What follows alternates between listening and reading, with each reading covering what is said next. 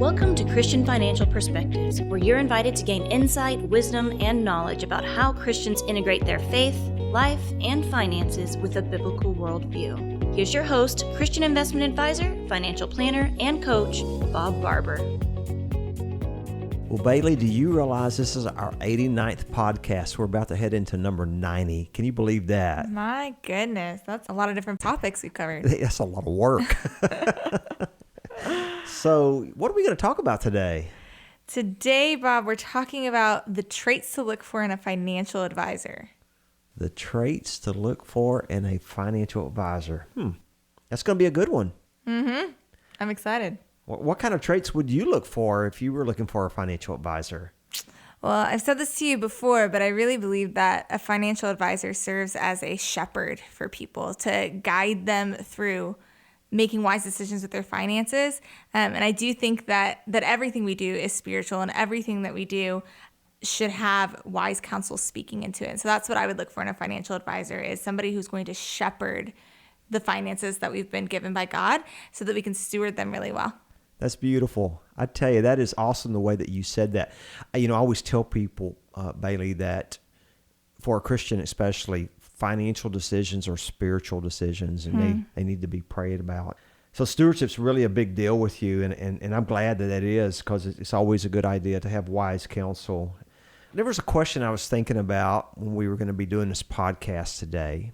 Mm-hmm. And I was going to ask him, we'll put you on the spot here. Usually I'm the question asker. Yeah, I know, but I'm going to ask you a few in the beginning. If all of a sudden you had a wealthy uncle leave you $300,000 or even $3 million, that'd be quite a bit for you, wouldn't it? Yeah, it'd be a surprise for sure. What would be some of the first things that would go through your mind? Well, the first thing that comes to mind is that I would want to share the newfound wealth. I just immediately have some of the needs of our church family popping into my head. And so I think I would want to care for those needs first, and then probably pay off some debt that we have. You are so different, Bailey. A lot of people, what's going through their head is, how big a house can I buy now? Or about that new car. And you're thinking about others. That is such a great trait that you have, by the way. Oh, That's you, awesome. Bob. Just to hear you say that. Wow. Well, thanks. Well, everything else is temporary, and so I just want to love our people well. So you wouldn't be thinking about, how can I invest it, huh? Maybe not right off the bat, but we'd get there pretty quickly, I'm sure. You think about this. If you had never worked for this firm, would you seek out the advice of a financial advisor, or would you try to handle some of this wealth on your own? I'm asking this to, I'm sorry, I know you're a millennial. I don't mean this. But I'm asking this to a 26-year-old, and I'm just wondering what your age group would do if you came into this kind of newfound wealth. Well, I can only speak for myself, but I know that my husband is a researcher, and so he would be reading every book he could get his hands on. He would be doing a ton of research trying to find out what the wisest way to handle our finances is, and he already does that. And then I would probably, and my husband might hate me saying this, but I would probably go to my daddy first. Yeah. Because I know my dad just has a lot of experience with finances, and he works in the financial industry, and so I would go to him for advice, and he would probably recommend that I go see a licensed advisor. It's interesting what you said there, because I believe that's what most in your age group would do. They would go do the research on their own. They wouldn't first think of a financial advisor. Sure. But then you would go to your dad, which is very wise. And I commend that's a trait, again, that a lot of people your age are not going to do that. They're not going to go to their parents and ask. But you would do that. And he would give you some, that's some wise counsel I think he would give you. So I like the answer, but a lot of people, they never think about using a financial advisor, or they think they don't need one. I know along those lines of thinking, maybe I don't need a financial advisor. I can just go do that research myself. And as you and I were talking about this and putting this podcast together, which we are tackling such hard subjects on this podcast the last few weeks, or last few months, I know you came up with this idea that you took from the theory of the 12 steps program, like this using AA and it's using other types of programs. And a lot of people understand, they've heard that, the 12 steps program that is used by many organizations. And you added a financial twist to this. So I want you to share this because you started listing these down, and I was very impressed with that. Yeah, so the 12 Steps program, which was originally designed for AA and things like that, I actually saw it implemented in a church setting based on the belief that everybody needs help, that everybody needs help all the time in life, in all the areas of life. And finances is just one of the areas that we can use the 12 steps. And so as I kind of culled through these steps, I think it's important to recognize that these steps also apply to finances. The first one would be to admit that you need help from somebody who knows, from a financial advisor. And so the first step would be to admit that I need help and I can't do this on my own. That's hard to do, by the way. Yeah, that's so that hard is to very do. hard to do for a lot of people to finally admit it. Yeah, I need help. And then the second step would be to believe that getting help is okay and that it's possible, that you can actually find wise people to ask these questions and that you don't have to do it alone. The third step would be to trust that there really are good fiduciary-based financial advisors out there that care about the interests of their clients. They don't realize that, though. Well, it doesn't. I don't think that's what we've been taught because there's so many businesses that are going to try and sell you something all the time. Yeah. And so finding someone who's really looking out for you. I want to touch on that later about that there's good fiduciary-based financial advisors because there's a lot out there, but you have to kind of pick through it to find those. And then step number 4 would be to take an inventory of your entire financial picture by writing down all your assets, your debts, your income sources, and just the entire picture, getting it down on paper. And then you have to be willing and ready to change the way you think about finances, which would be the 5th step, to change the way you think. And the ways that you do that, number 6 would be following the guidance and wisdom of an experienced fiduciary-based financial advisor. So you actually have to be willing to not only go find the help, but then to listen to it. Yeah. to listen to what they have to say and trust that they're pointing you in the right direction. Right. Number 7 would be to work the plan that the financial advisor has come up with you. That's something that I didn't realize about advisors is that they don't just make a plan and throw it at you and expect you to figure it out. They make it with you based on your life and your picture. It is really personal. And it does take work. It's not something that you just come up with and you say, oh, that's all well and great. But you have to work it and you have to do what the plan is guiding you to do. And then number 8 would be commit to operating all of your financial life with integrity. And that's from the ways that you spend to the ways that you save or how you give or how you pay people and invest, all of those things being done with integrity. And then last would be to walk in freedom and peace in the area of your finances. That's available. And it comes through following those steps. But you can steward your money with wisdom and with care and then learn to walk in financial peace and freedom. Wow. You just blew me away. Wow. That we'll put this on the podcast website, what Bailey just shared that she came up with. I noticed that was 9 that you took out of the 12 steps. Right. And so we'll make sure and get that on the podcast website. When you go to Christian Financial Podcast, if you'll scroll down, we always have our script in there, and we'll make sure and have all of those 9 steps. That's really great, Bailey. I'm amazed that you did this and applied it to finances, and I'm so encouraged by the way you're picking up on all this in such a short period of time. You're a sharp cookie. Well, thanks, Bob. You're a good teacher. So let's talk about some of those traits to look for in a financial advisor, especially for a Christian. This is Christian Financial Perspectives. That first thing that I think you should do when you're looking for a financial advisor as a Christian is look at Scripture. 1 Timothy 3, 1 through 12, it's talking about the traits of an elder and a deacon, so a leader within the church. But I like to take these traits, as we're talking about traits to look for, and these traits are awesome. I'm going to let you read off what I've written down here, some of these traits. Yeah, traits like they are faithful to their spouse, they're hospitable, they're able to teach you, they're not addicted to wine, they're gentle, they're not greedy, which seems like a really big one in this industry. They're well respected in their community. They're a strong believer in truth, and they're being known as a trustworthy person. Those are incredible traits. We're going to go through many more traits, but if you just follow these and take the scriptural guidelines and look for an advisor that lives by those characteristics, that lives by those traits, I don't see how you can go wrong. Because, they're well respected, they're a strong believer, they're known as being trustworthy. Those are really strong character traits that all of us should strive to be like and for. So next, we want to look for a financial advisor that has a lot of experience, that this is a trait you want to look for. Experience and longevity. And what I mean by this, first, I don't want to put down anyone who's young and just getting started or only has a few years of experience, but you need to seek the financial advice from someone that has roots in the community, that's put those roots down so you know they're not going anywhere, and one who has the experience necessary to give you good, sound advice. And if it's a younger advisor, if he has a mentor over him or her, then that's good.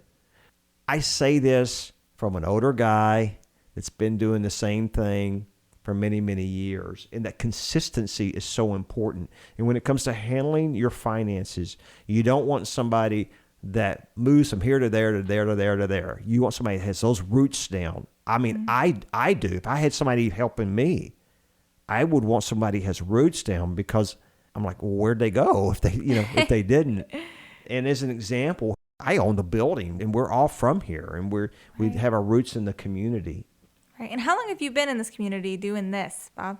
Remember, I was in real estate investing my first 4 to 5 years. And so if you were to count that, it's coming on 36 years. Wow. Oh my goodness. Well, talk about roots. Wow. Yeah, it is. And then, my family goes back many generations back in this area on top of that. When I say roots in the community, because, we serve people nationwide, but still they want to know that you're there and you're not going anywhere. Sure. And then third would be to look for a financial advisor that is personally financially successful themselves. You want to find somebody who has found financial success in their own life and has done it with honesty and integrity, not by selling commission-based products or by kind of sneaking their way into it, but somebody who's done it well and honestly and honorably. When we talk about this trait, that they've been personally financially successful themselves, I want you to think of it totally outside the realm. Think of if you're going to hire a coach. Let's say you're a baseball pitcher and you're going to hire a coach. You want to hire a coach that knows how to coach you and has been successful himself, had maybe been a pitcher himself and was very successful. Sure. You want to soar with the Eagles, if you catch my drift from there, and not hang out with the turkeys. Not that turkey's not bad, but especially around this time of year. But anyway, you want to aspire to be those that have done a successful job at what they're doing. Yeah, somebody who's walked the road before you. You don't want to be blindly led down a road that somebody's never walked.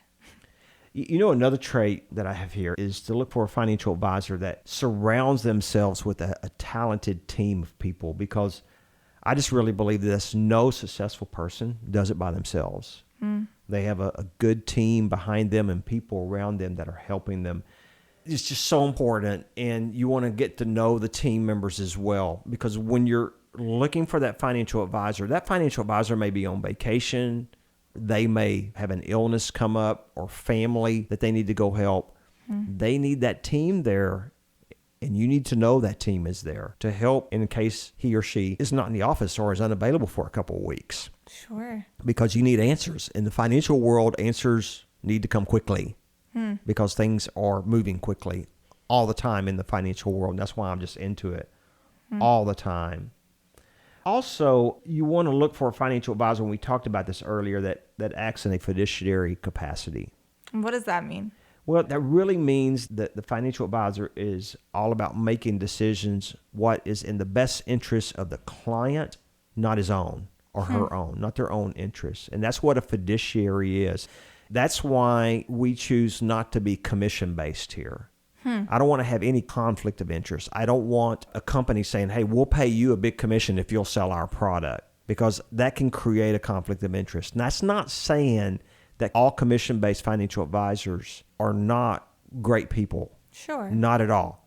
But I don't even want that in the way. I don't want that to get in the way of making a decision about a company having an influence over me. And I even know that many companies, if you'll sell a lot of their mutual fund or their product, will send you on trips or send you big gift baskets, things like that. We don't get that here because we don't make a commission by what we sell. We get paid by the client. We're not paid to sell you something. So if the client is paying us, our allegiance is to the client, not to whatever we may invest in. Does that make sense? Because their success is your success. Well, it's true. And that's why if we're paid, as an example, a small percentage, and usually that hangs around the 1 to 0.5% range of what the assets are in our management, and we're managing those assets. And I do this very actively around here. I have a very strong vested interest in the assets rising and going up.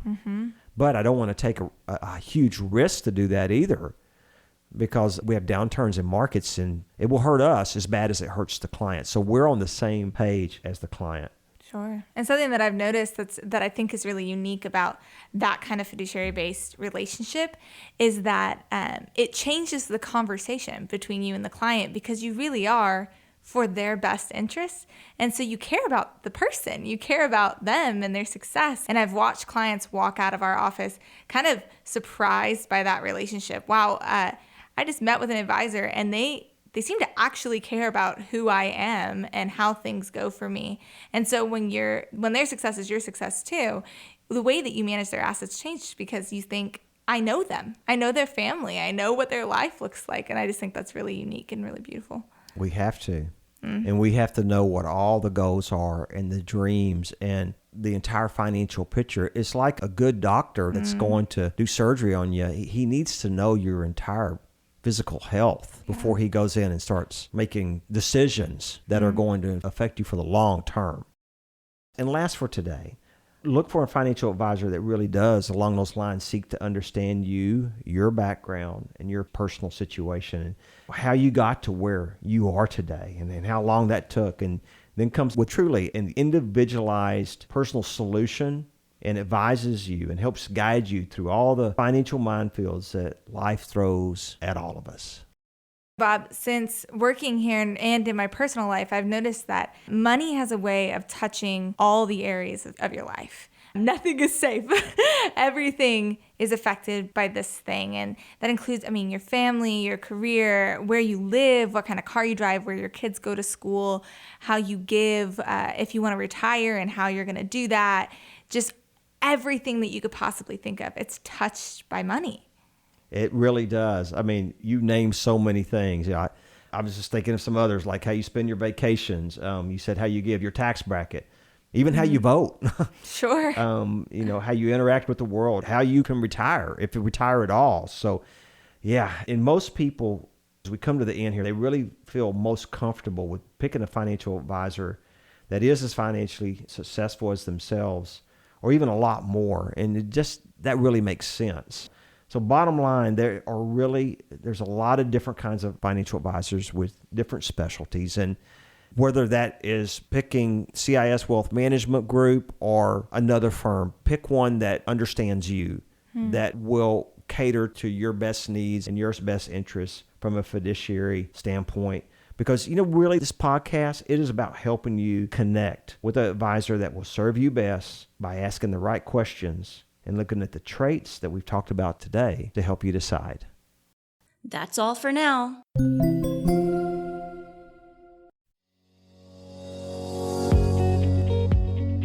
We invite you to listen to all of our past episodes covering many financial topics from a Christian perspective. To make sure you don't miss any of Bob's upcoming episodes, you can subscribe to Christian Financial Perspectives on iTunes, Google Play Music, Spotify, or Stitcher.